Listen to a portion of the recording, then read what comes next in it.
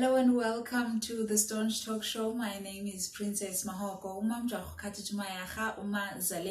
and I'm super excited to be here and for you to be joining me today.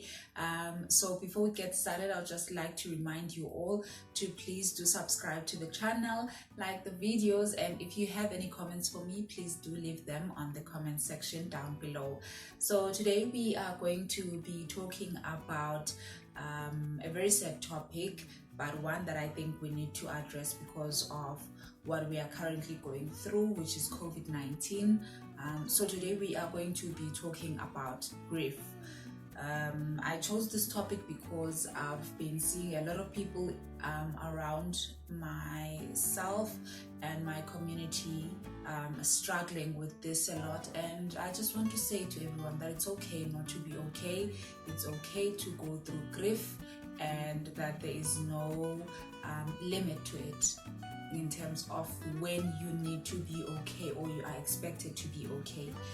Allow yourself to go through the emotions and just try and find joy after.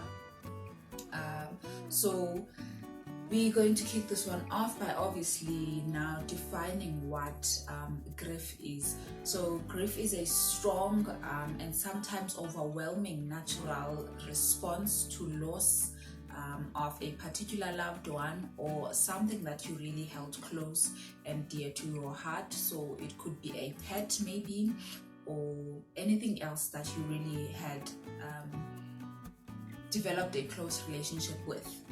So mostly we see this with family members, with friends, with colleagues, or just people in and around us and our communities that we've developed a bond with, an emotional bond with.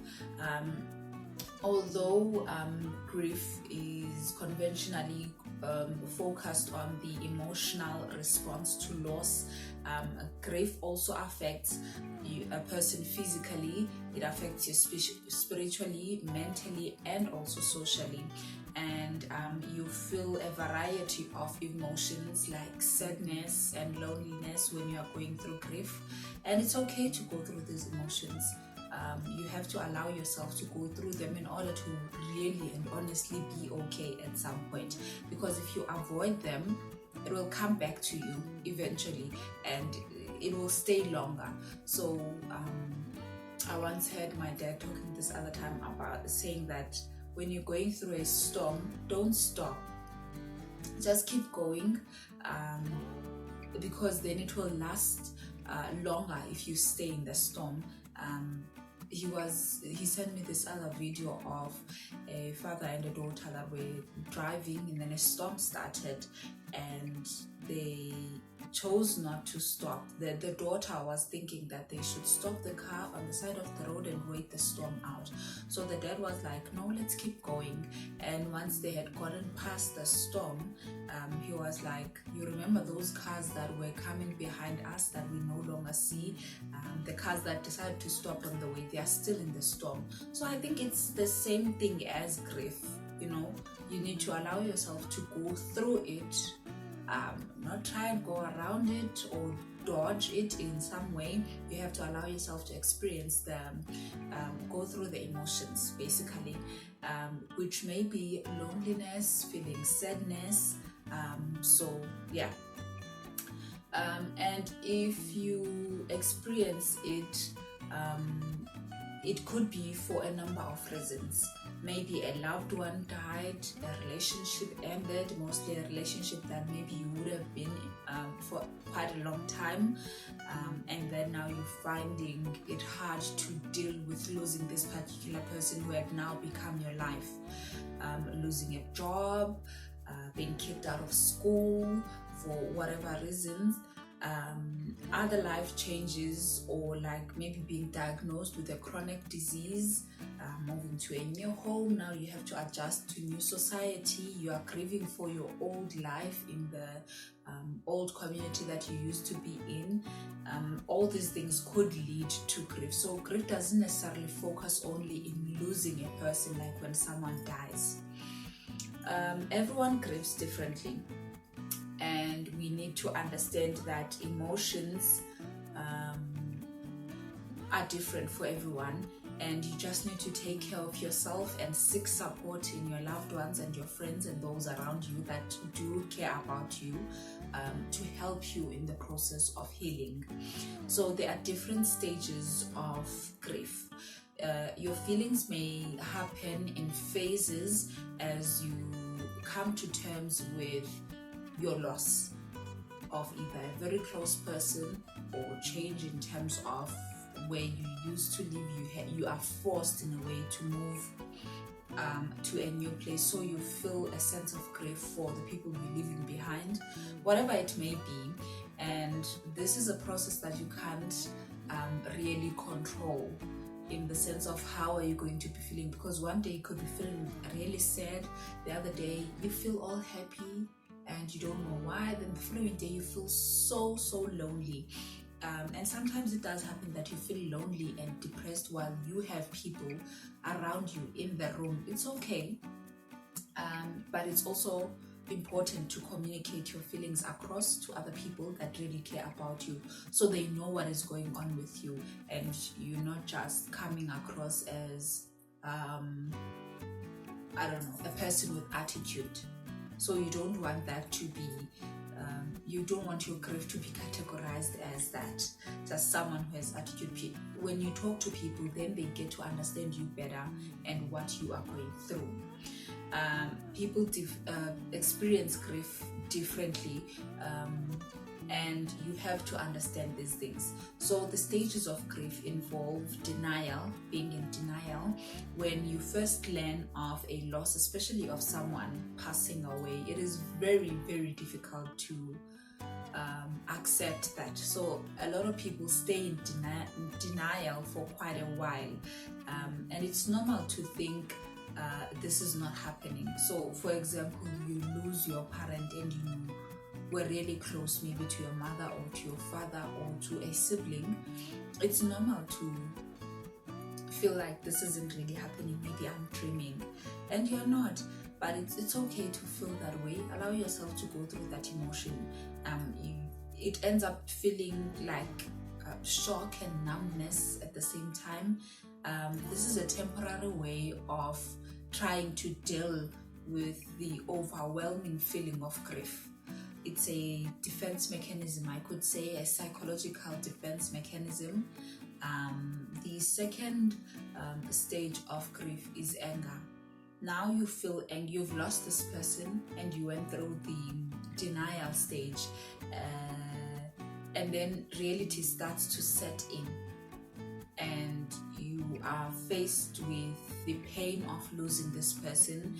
You may feel frustrated and helpless because it wasn't really within your reach to do anything about it. You can't really hold someone's soul back in living. If God decides it's time, then it's time, and that is not anything that we can do much about. We just have to try and accept and move on, deal with it and move on. So denial is the first one, anger is the second, the third one is bargaining. During this stage, you dwell mostly on the what ifs. What if I did this, then the person wouldn't have died? What if I did this, then would have had to move to this new place? Basically blaming yourself, which is another common stage of grief. It's a very dangerous one because it could lead to depression, because now you are putting the blame on yourself, but you don't entirely have control of someone else's life and how long they get to live on earth, or how long you get to keep something in your life. So bargaining can be a very dangerous stage of grief. So you just need to find people that you can talk to and express your feelings. The fourth one is depression. This one normally follows because of the bargaining stage, where some people fall into the trap now of not being able to move on from the bargaining stage, of blaming themselves for the loss of this person, or for the loss of a pet or property, whatever it is that you held so close to your heart and you end up losing it. This could lead to depression if you don't get help while at the bargaining stage. So depression is when the sadness now sets in and you begin to understand the loss and the effects of the loss in your life. Signs of depression include crying, sleeping issues, and a decrease in appetite, or sometimes you get to now eat excessively. You may feel overwhelmed, be regretful, and lonely. So if you notice these signs in yourself, you should seek help. Talk to someone, a family member, talk to a close friend, a colleague that you trust, or just go to a psychologist and seek help. It's important that you seek help. The next stage is acceptance. Acceptance is the final stage of grief, where you finally accept the reality that you are in. You've lost this person, and now you have to accept it, because it's not something that can be changed, and just find ways of keeping the person in your life, which is mostly through the memories that we shared with the person while they were still alive, or with the pet, if it's a pet, because other people are really close to and really love animals. So other people form a very deep bond, emotional bond with their pets. So you just have to hold on to the beautiful memories that you created with this particular person and try and move on from there. Although you will still feel sad, you'll be able to start moving forward, finding ways of coping without the person, but it doesn't necessarily mean you've forgotten the person. Every person goes through these phases in their own way, because we are all unique and special, and we are created differently with different personalities and ways of dealing with things. It might not be loss, it might be anything else, not even grief. So one experiences these stages differently, and it's important for us to recognize that and respect that. You may feel like you are going back and forth with the emotions. You think, okay, I'm getting better, and then all of a sudden, boom, you see yourself back into the bottom of the pit. And it doesn't mean that you're a weak person. It's still grief, and it doesn't mean like you should be over grief in a couple of weeks. If you lose someone, for example, it doesn't mean you should be over the grief in a couple of weeks or months or even a year. It could take a very long time, depending on how close you were with the person and how you really dealt with the loss. Did you really deal with your loss and your grief? Because, as I said, bottling emotions up is a very dangerous thing to do. So you just need to be able to communicate them across to people that can help you. So my point is, there is no time limit to grieving. You shouldn't feel the pressure to be okay, because you're going to end up skipping some stages of grief or skipping some important stages of healing. Because when you grieve, you are allowing yourself you are opening up the sore, if I can put it that way, where you are hurt, and allowing it to heal, treating it so that you can heal. And if you dodge that, a healing process, as you all know, if you have a scar and you don't treat it, it will get infected, and then it will just be a prolonged process of pain and discomfort. It's the same as grief, because grief is an emotional form of a bruise, a physical bruise. So if you think of it that way, then you kind of do the same thing that you do if you are hurt physically. So you just try and take care of it until it heals. And this doesn't mean like in a couple of years you can't break down. So for example, other people will discover that they haven't fully healed or gotten over the loss, maybe when watching a movie or something happens and it reminds them of the person they lost, and all of a sudden you feel emotional, you are crying, or you feel sad and lonely and are thinking about the person a lot. It doesn't mean you are weak. It just means that you are a human being who has feelings, and it's okay to be like that at times.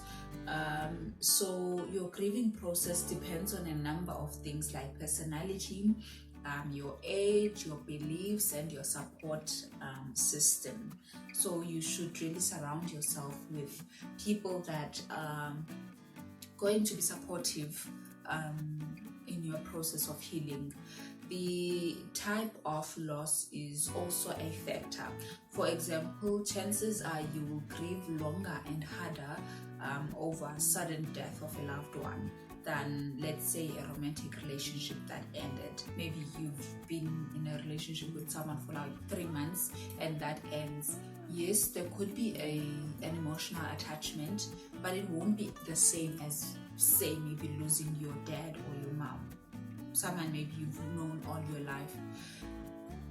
Those are two very different things. I'm not saying that people can't have a very deep emotional connection within 3 months, but I'm just giving common examples of things that could affect you in different ways. So after you've experienced these stages of grief, it's important to seek professional help, because grief can be very dangerous. As we said, one of the stages of grief is depression. So it is important to seek professional help. In some cases, grief doesn't get better. You just keep going on and on in this cycle of hate, in this cycle of feeling lonely. So from there you want to try, and after you've lost someone, yes, you are allowed to grieve and go through these processes of grief, but it's important now to find yourself again and pick up the pieces of your life and try and move on. Not necessarily forgetting the person. We're not saying forget about the person. You will carry them with you in memory, but now you, as they say, life is for the living. You are still here, you still have to make a living, you still have to communicate with other people. You can't necessarily isolate yourself from society because of grief, because that is a very dangerous thing to do. Because that is just a downward spiral to depression. So you may not be able to accept the loss, and this is known as complicated grief, when you now don't get better after a while of losing someone and having gone through grief. You just keep going on and on and on, not feeling okay.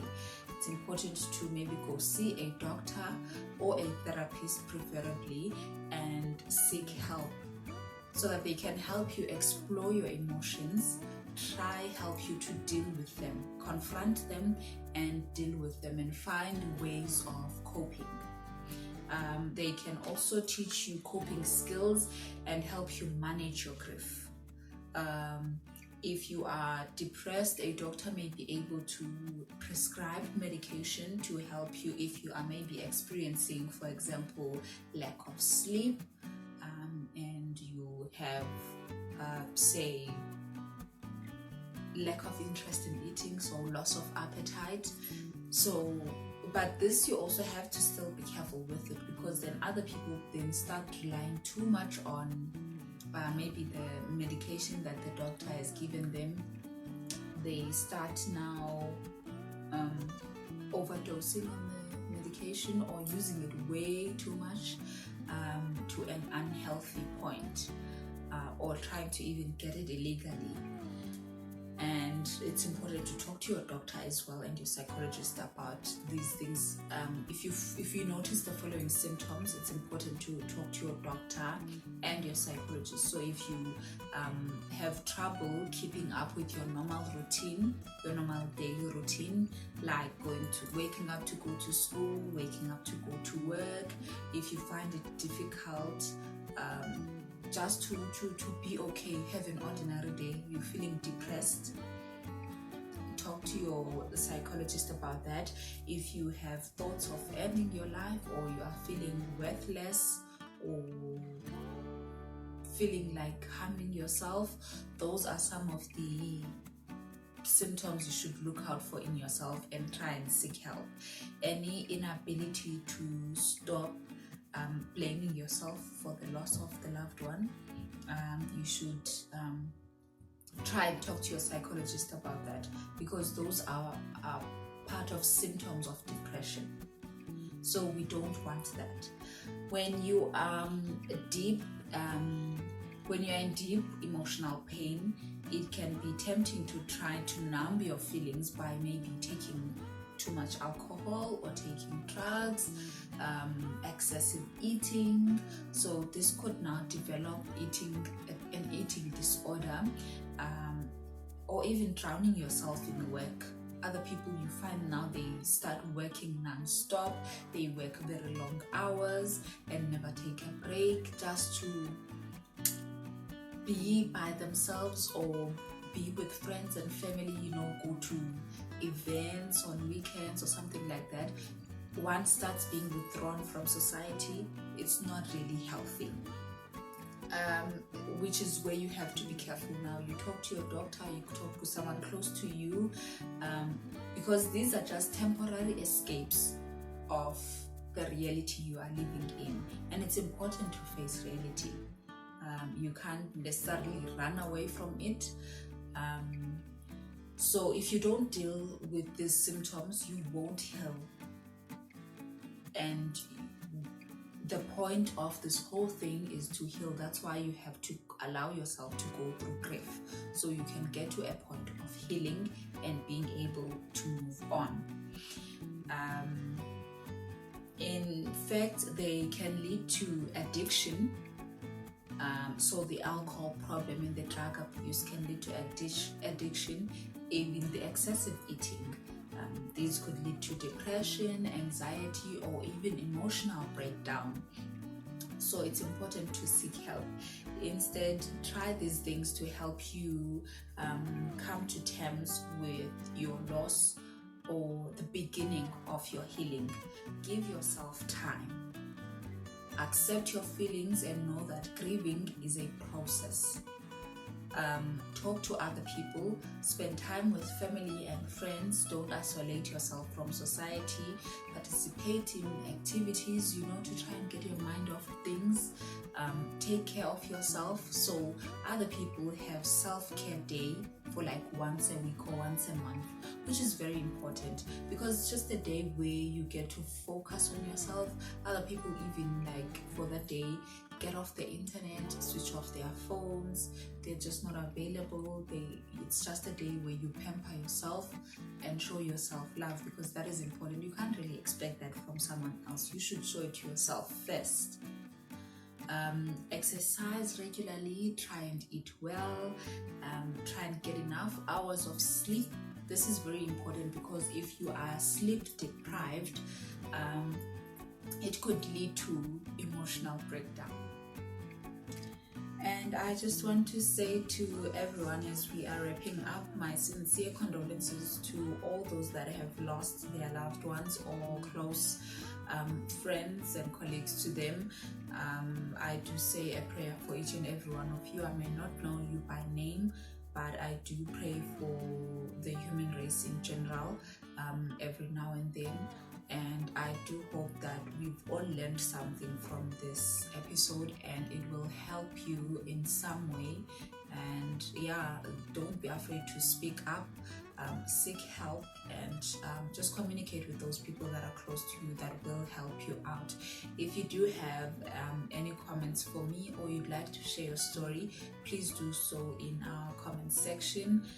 You can leave your story there, you can leave your comment. You can never know, it could touch someone else's life or help someone heal, in terms of maybe knowing that they are not going through this thing alone, and there's other people out there who have also gone through grief and survived.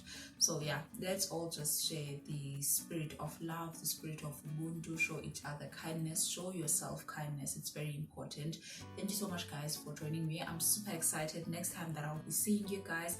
It will be the last episode of season 3. Super excited about that one. But thank you so much for making this season possible so far. Through all your comments, your likes, and your subscriptions, our channel has grown a bit. So I do appreciate you guys so much. Until next time, goodbye and God bless.